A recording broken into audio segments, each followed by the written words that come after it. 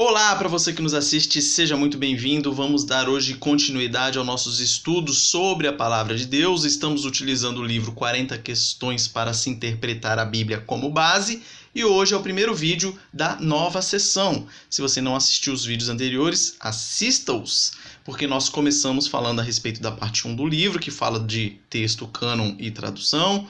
Depois nós falamos da Bíblia de maneira geral e agora estamos entrando na parte 3, que vai abordar textos específicos. E por fim, lá no final, se Deus quiser, falaremos de assuntos em discussão recente.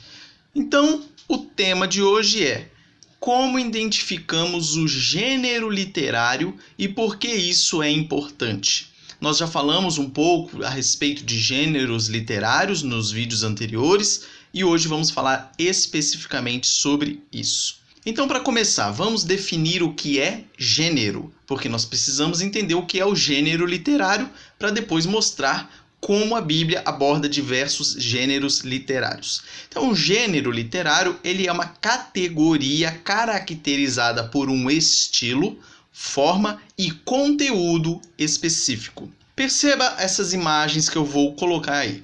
Chapeuzinho Vermelho. Essa história você já deve conhecer muito bem. Se você vê se você vê aquela capinha ali do Chapeuzinho Vermelho, você já deve imaginar que ali tem um conto de fadas. Você bateu o olho, você já identifica. Se você vê um livro, por exemplo, As Crônicas de Nárnia, então você vai saber também que é uma história de ficção.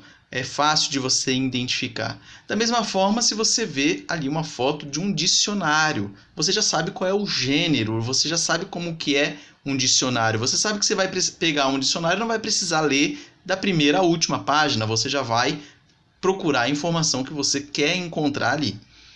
Você pegou um livro de biologia, igual está ali embaixo, você sabe que é um assunto tratando de biologia, um assunto técnico, um gênero literário bem característico. Qual é a conclusão disso tudo? Que saber o gênero de uma obra é essencial à sua interpretação correta. Se você lê A Chapeuzinho Vermelho como se fosse um tratado científico, lógico que você não vai estar interpretando a história corretamente, ou seja, da forma como era para ser tratada. Da mesma forma, se você pegar um livro daquele ali de biologia que nós colocamos e lê-lo como sendo um conto de fadas, você também vai estar interpretando de forma equivocada. E isso para nós que estudamos a Bíblia é muito importante, porque a Bíblia traz diversos gêneros literários. Então, se você misturar os gêneros, a sua interpretação estará errada e, consequentemente, você vai obedecer errado a palavra de Deus. Então, ao escolher um gênero literário, o autor ele se submete às convenções que estão associadas àquele gênero específico. Por exemplo, Era uma vez. Você pegou um livro e a primeira frase do livro é Era uma vez, você já sabe que ali virá um conto. Você sabe que vai ter a mocinha, vai ter o herói, vai ter o vilão e no final todo mundo vai ficar feliz, exceto o vilão, obviamente. Então você já sabe ali mais ou menos o padrão. Isso são convenções. Então, da mesma maneira, se você pegar um dicionário, você também vai conseguir identificar logo nas primeiras leituras do que trata aquele livro. E assim por diante, um livro técnico, científico, a mesma forma. E a questão dos gêneros literários é algo mais comum do que parece ser. Por exemplo, diariamente nós tomamos decisões com base na nossa interpretação dos gêneros literários. Você recebe um bilhete ou uma carta, ou alguém liga, ou você recebe um SMS no seu celular dizendo: você ganhou R$1 milhão. Você já vai saber que aquilo ali é o quê? Um golpe. Provavelmente. Se você está dirigindo o seu veículo e vê uma placa de trânsito, velocidade máxima 70 km por hora, você sabe que aquilo ali é uma informação que deve ser cumprida literalmente. Você recebe uma intimação judicial, você sabe que você deve cumprir aquilo ali fielmente, literalmente. Você recebe um SMS também, ou uma mensagem, ou uma carta, com um e-mail, dizendo para você: é a sua última oportunidade, faça isso ou faça aquilo. Você já sabe que ou é um golpe também, ou é algo para você comprar, algo para você gastar, uma propaganda. Então você já sabe identificar claramente isso. Ou quando você chega no final de semana em casa e deixa um bilhetinho para a esposa ou vice-versa dizendo, fui à padaria. A pessoa não vai interpretar aquilo ali subjetivamente, não vai pensar que você foi jogar futebol, por exemplo. Vai interpretar literalmente, então ele foi à padaria. Então você percebe que é muito comum, mais comum do que nós imaginamos, essa questão da identificação e da interpretação com relação aos gêneros literários. Agora vamos falar um pouco a respeito da identificação do gênero literário nos escritos bíblicos. O que você tem que entender é que, às vezes, você vai ter dificuldades em identificar o gênero e interpretá-lo da maneira correta. Mas com o tempo de leitura, o tempo de estudo da Palavra de Deus, você vai começar a melhorar nesse sentido. Você vai se familiarizar com o texto e vai ficando cada vez mais fácil. Uma maneira de nós identificarmos o gênero é notar os detalhes literários significativos e os comentários dos autores que sugerem ao leitor como o livro deve ser entendido. Então, comentários bíblicos, bíblias de estudo e assim por diante, já vão te trazer logo na cara, muitas vezes, que estilo literário é aquele. Então, já vai facilitar.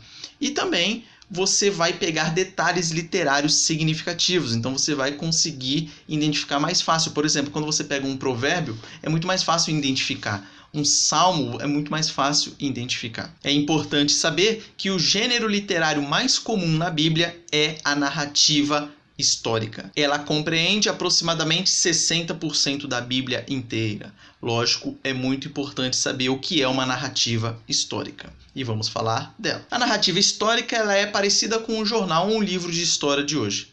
Quando você pega um jornal e tem lá uma história narrando um fato, é parecido com aquilo. Se bem que os jornais de hoje estão complicados, Tem muita politicagem no jornal. Então, muitas vezes vai ser criada ali uma história fictícia. Mas vamos supor que você pegou aí um jornal honesto e está lá narrando determinado fato. Aquela narração ali pode ser considerada uma narrativa histórica. E os textos bíblicos são muito semelhantes a essas narrativas históricas. Algumas diferenças que há na Bíblia que você não vai encontrar em outros tipos de narrativa por aí. Os subgêneros como genealogias, cânticos, provérbios, profecias ou alianças são subgêneros de gêneros literários, eles podem aparecer na narrativa histórica.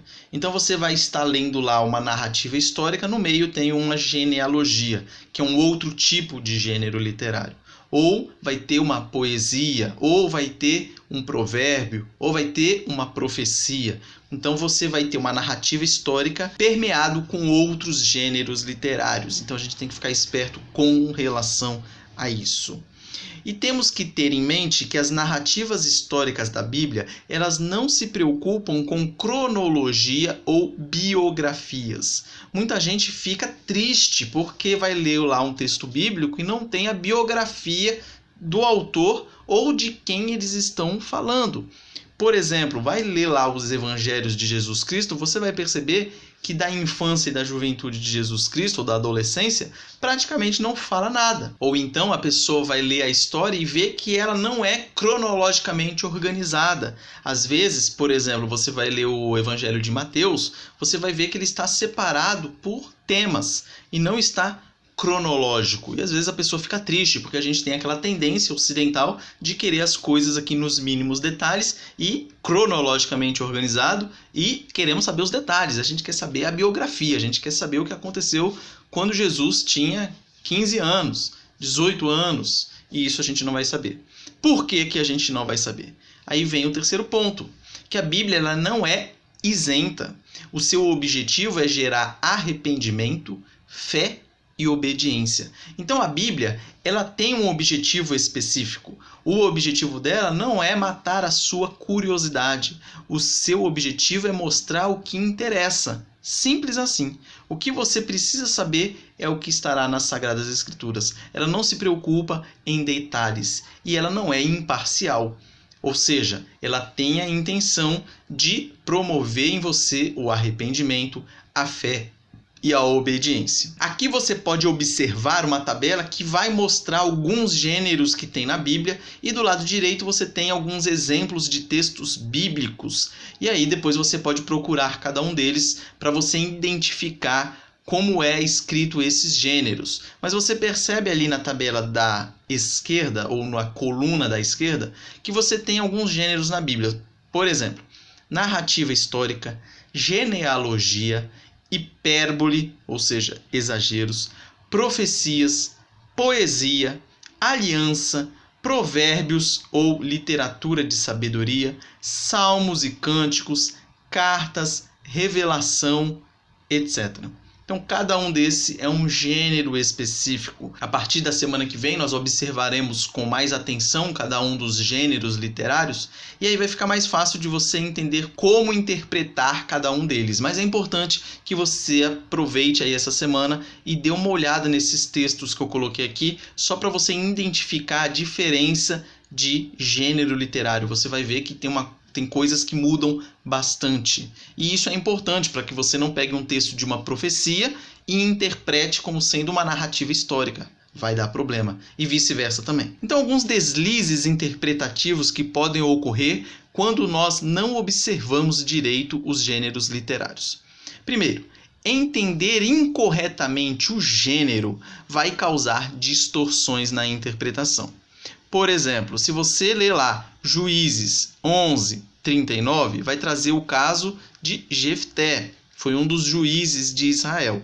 Se você ler ali, você vai perceber que ele fez um voto a Deus, ele foi para a guerra e o voto dele era o seguinte: se eu voltar da guerra vitorioso, eu vou sacrificar a primeira pessoa que vier ao meu encontro. E quem foi essa pessoa? Isso mesmo, a filha dele. E ele decidiu e sacrificou a filha a Deus para pagar o voto dele. Quando você lê o texto lá que está escrito em narrativa histórica, a narrativa ela não se preocupa em apontar se o ato dele foi bom ou ruim.